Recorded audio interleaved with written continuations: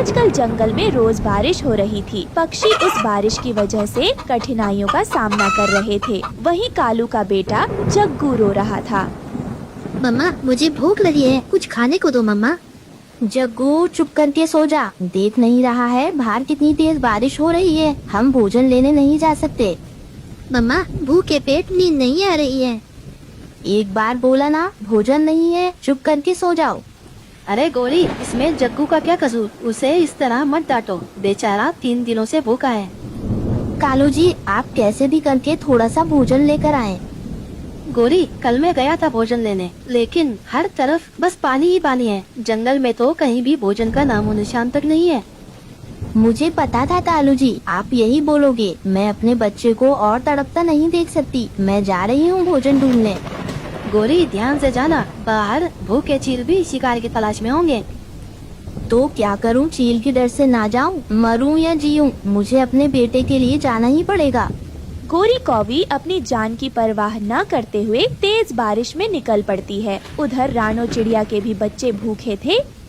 मम्मा, ये देखो कुकू को क्या हुआ। कुकू चक्कर खाकर गिर गया है। हे भगवान, अब क्या करूं? मेरे बच्चे भूखे हैं। अगर जल्दी इन्हें भोजन ना दिया तो इनकी मौत भी हो सकती है। मैं ऐसा नहीं होने दे सकती।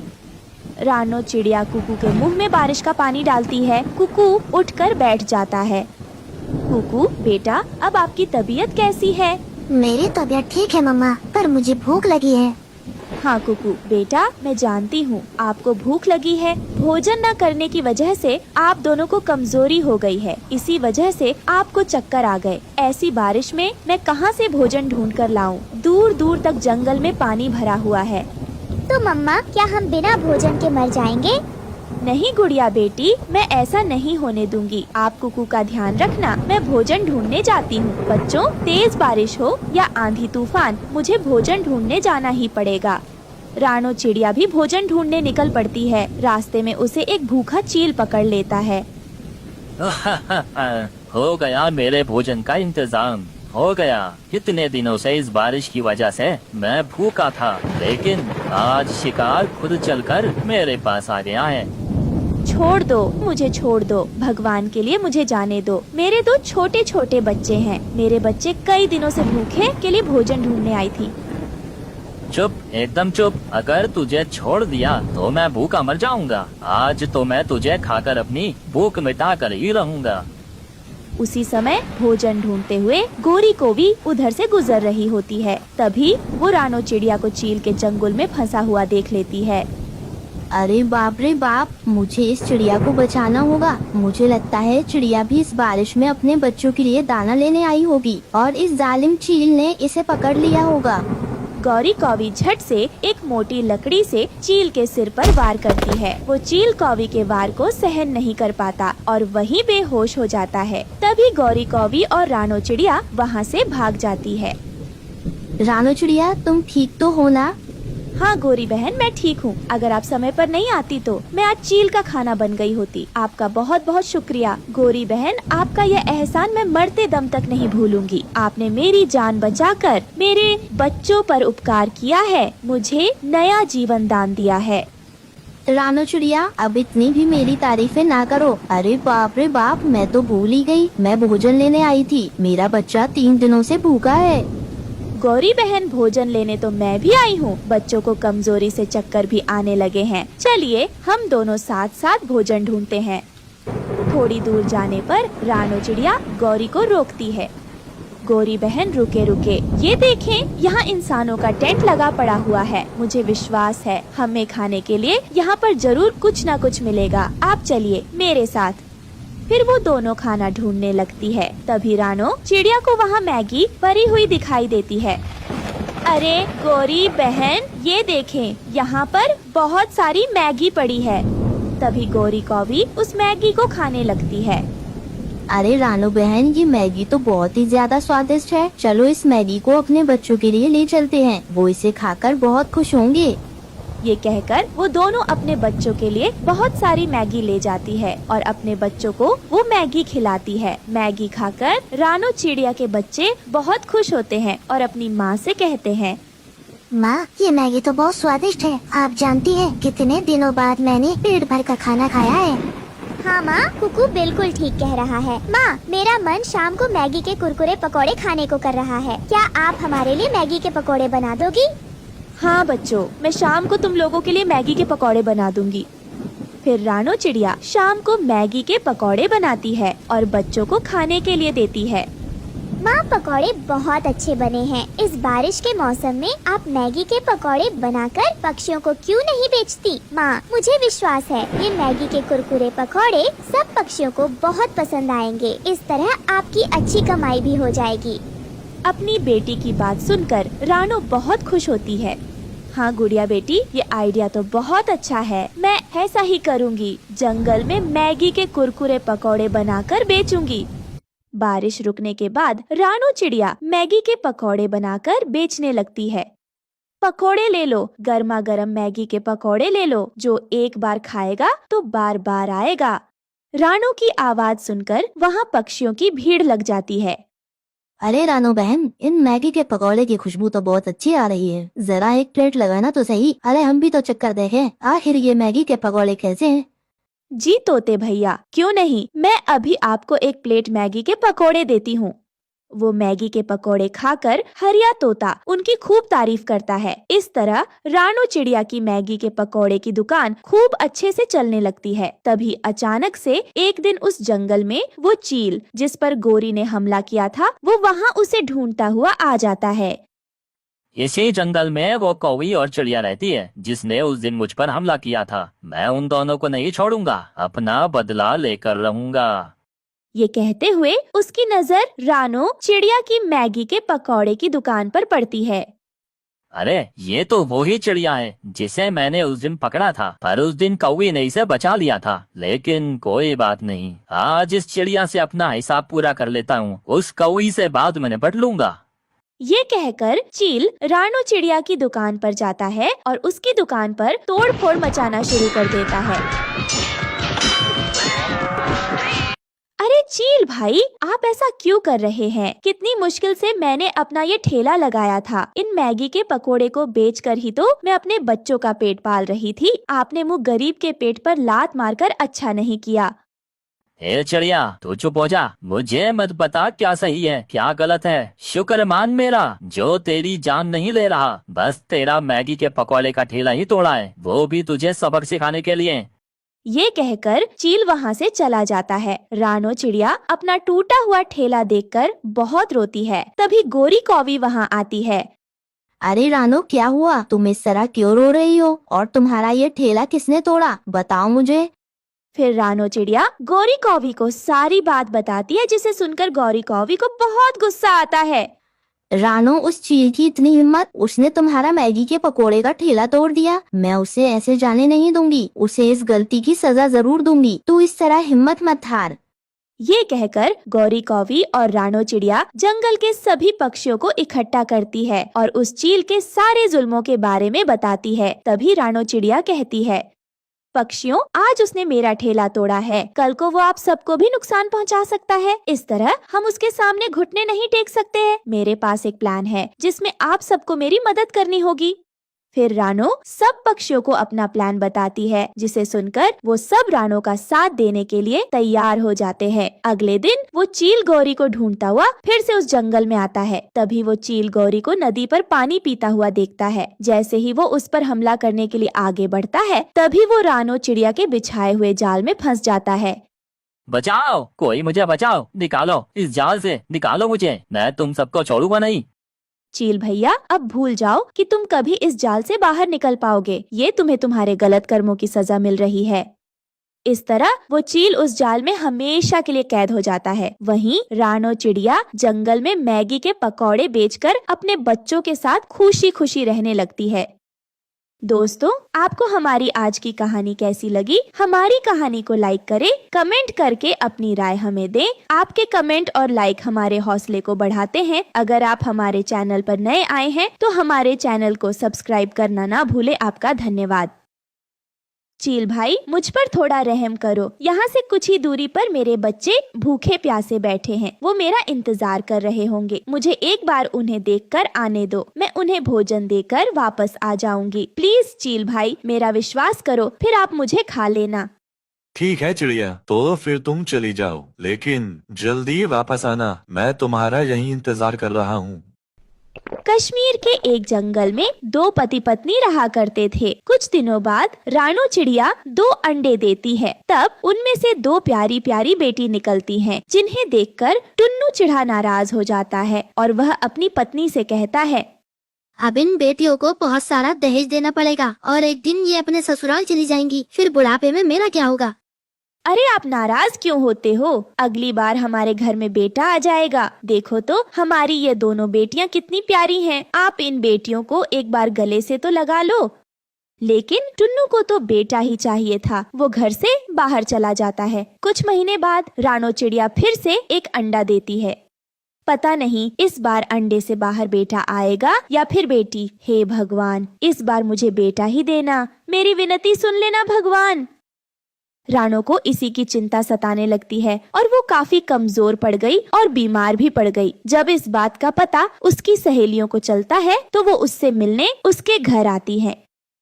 रानो, ये तूने अपनी क्या हालत बना रखी है और तेरी बेटियां भी बहुत कमजोर हैं। किस बात की चिंता सता रही है तुझे? मैं तुम्हें क्या बताऊं कि मुझे किस बात की चिंता सता रही है। 2 बेटियों की वजह से तुम्हारे जीजा जी मुझसे बहुत नाराज हैं। बस मुझे यही चिंता सता रही है कि कहीं अगर इस अंडे से भी चिड़िया बाहर आ गई तो मेरा और मेरी बेटियों का क्या होगा। हम कहाँ जाएंगे? और मेरे पति ने तो कह दिया है कि इस बार तो वो दूसरी शादी कर लेंगे। रानो, ऐसा कुछ भी नहीं होगा। तू चिंता मत कर, हम जीजा जी को समझाएंगे। तू अपना और अपनी इन बच्चियों का अच्छे से ध्यान रखो। ये कहकर उसकी सहेलियां वहाँ से चली जाती हैं। फिर कुछ दिनों बाद टुन्नू घर आता है। तब रानो के अंडे से एक और बेटी निकलती है, जिसे देखकर टुन्नू रानो को और उसकी 3 बेटियों को घर से निकाल देता है। हे भगवान, अब मैं इन 3 बेटियों को लेकर कहाँ जाऊंगी? मेरा तो कोई ठिकाना भी नहीं है और ना ही मेरा इस दुनिया में कोई है। हे भगवान, अगर सब अपनी बेटियों से नफरत करते हैं तो आपने इन बेटियों को बनाया ही क्यों है? क्या हर बेटी को ऐसी मुसीबत झेलनी पड़ती है? अगर आज मेरे माता पिता ने मुझे पढ़ाया होता तो मुझे यह दिन नहीं देखना पड़ता। लेकिन मैं अपनी बेटियों को पढ़ाऊंगी ताकि उन्हें भी मेरी तरह दुख ना झेलने पड़े। रानो चिड़िया अपनी 3 बेटियों को लेकर खुले आसमान के नीचे एक पेड़ पर कच्चा मिट्टी का घोंसला बनाकर रहने लगती है। तभी अचानक से वहाँ 2 बादल आ जाते हैं और जोर से बारिश करने लगते हैं, जिसकी वजह से रानो चिड़िया मिट्टी का घोंसला पानी में ढह जाता है। हे ऊपर वाले, ये तूने क्या किया? इतनी मुश्किल से मैंने ये घर बनाया था, वो भी तूने मुझसे छीन लिया। ये सब देखकर बबलू बादल को बुरा लगता है और वो अपने दोस्त कालू बादल से कहता है, अरे यार कालू, हमारी वजह से वो नन्ही चिड़िया और उसके बच्चे बेघर हो गए। देखना कैसे बारिश की वजह से उसका मिट्टी का घोंसला बह गया। अरे यार बबलू, इसमें हमारी क्या गलती? हमारा काम तो बरसात करना है। इन पक्षियों को ही अपना घोंसला पहले से मजबूत बनाना चाहिए। चल अब यहाँ से, हमें कहीं और जाकर भी बरसना है।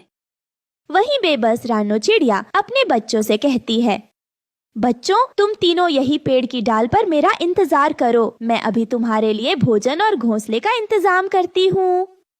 फिर रानो घोंसले बनाने के लिए तिनके ढूंढने लगती है। तभी कुछ दूरी पर उसे जमीन पर थोड़ा भोजन दिखाई देता है। जैसे ही वो भोजन के पास आती है, तभी पीछे से एक चील आकर रानो पर हमला कर देता है, जिसमें रानो बहुत घायल हो जाती है।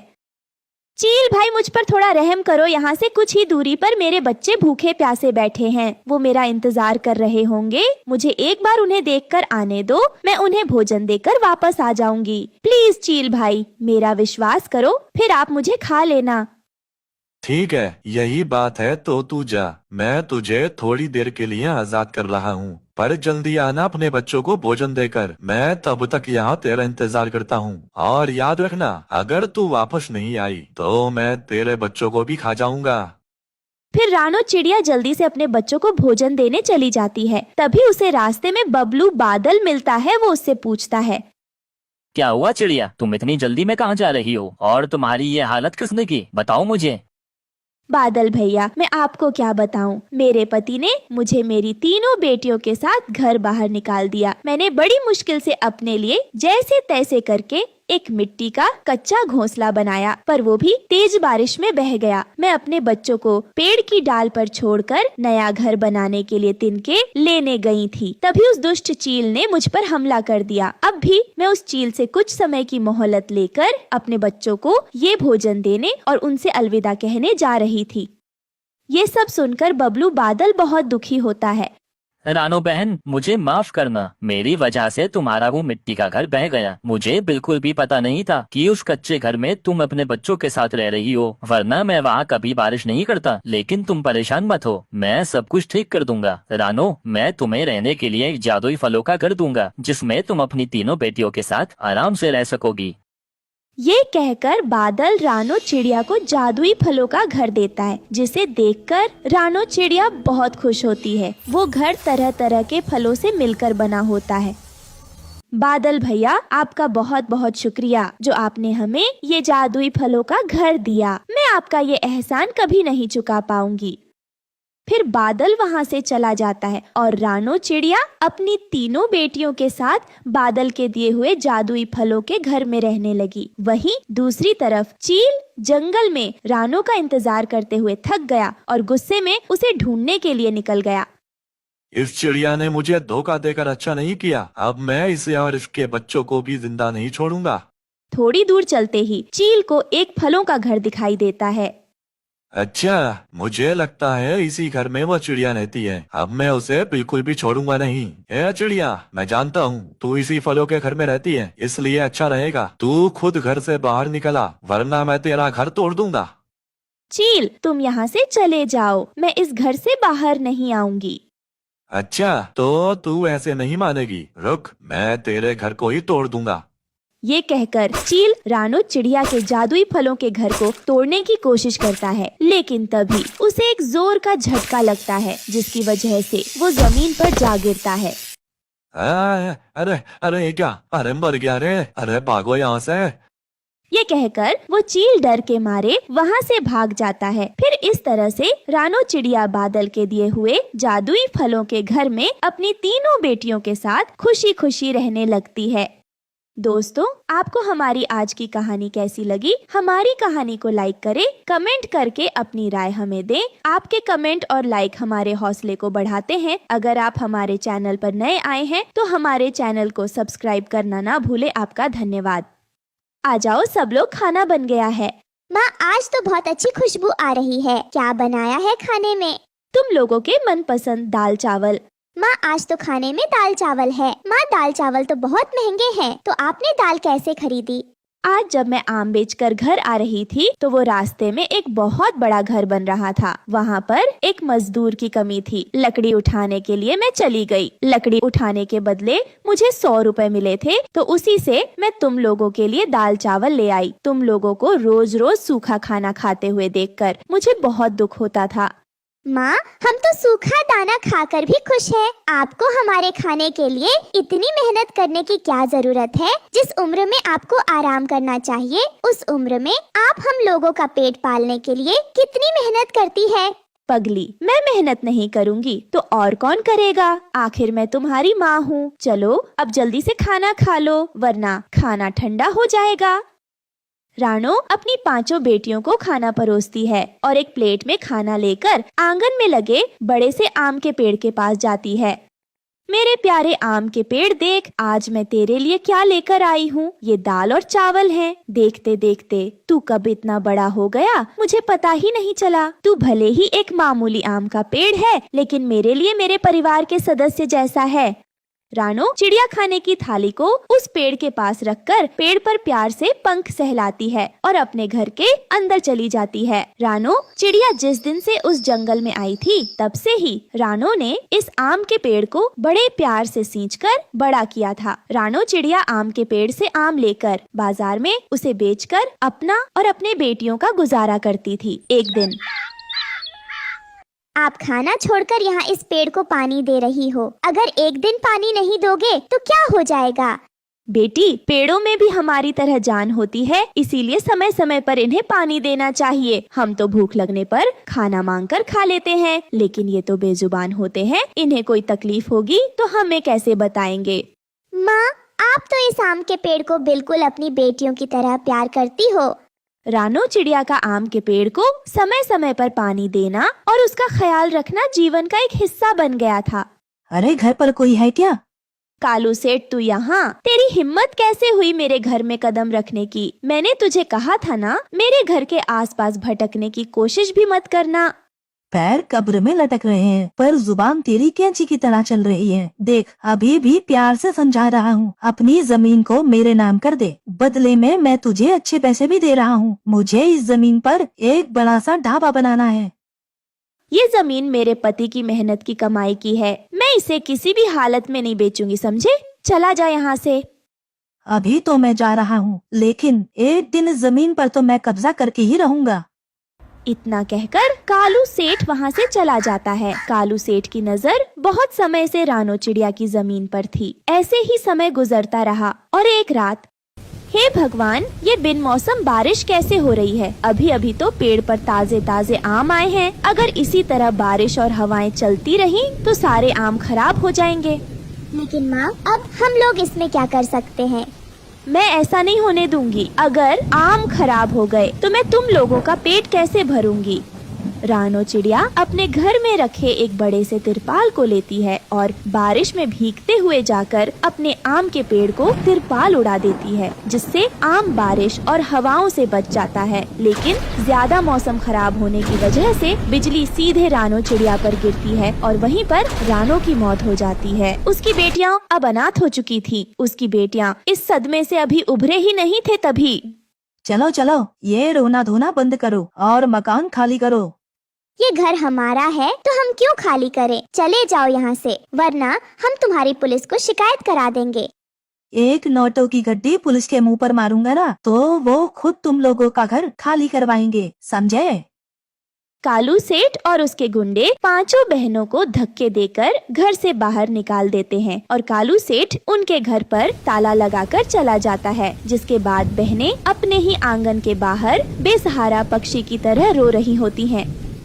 अगर माँ होती तो हमें अपने घर के बाहर इस तरह रोना नहीं पड़ता। पहले तो भगवान ने बाबा को छीन लिया, अब हमारी माँ को भी। भगवान हमें भी अपने पास बुला लो। अब इस दुनिया में रहकर क्या करेंगे?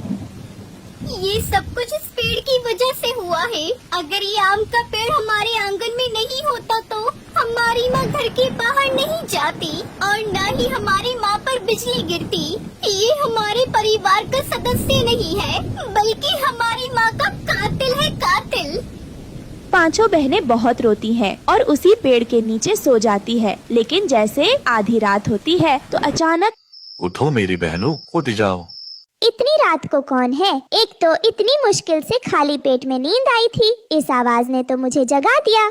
अनजानी आवाज सुनकर पांचों बहनें उठ जाती हैं। कौन हो तुम? हमारे सामने आओ, वरना हम तुम्हें छोड़ेंगे नहीं। तभी वो देखती हैं कि उस आम के पेड़ से एक चमकदार रोशनी आ रही है और पेड़ बोलता है, ये मैं जादुई आम का पेड़ हूँ। ये क्या? ये बेजुबान पेड़ बोल रहा है?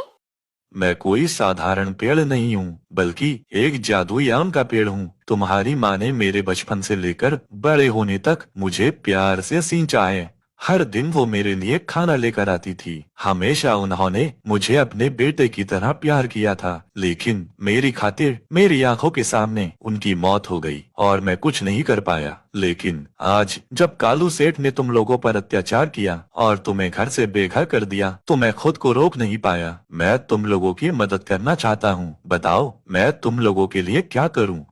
हम तो अपना पेट मेहनत मजदूरी करके भर लेंगे, लेकिन हमारे पास रहने के लिए कोई जगह नहीं है। हमें अपना एक घर दे दो।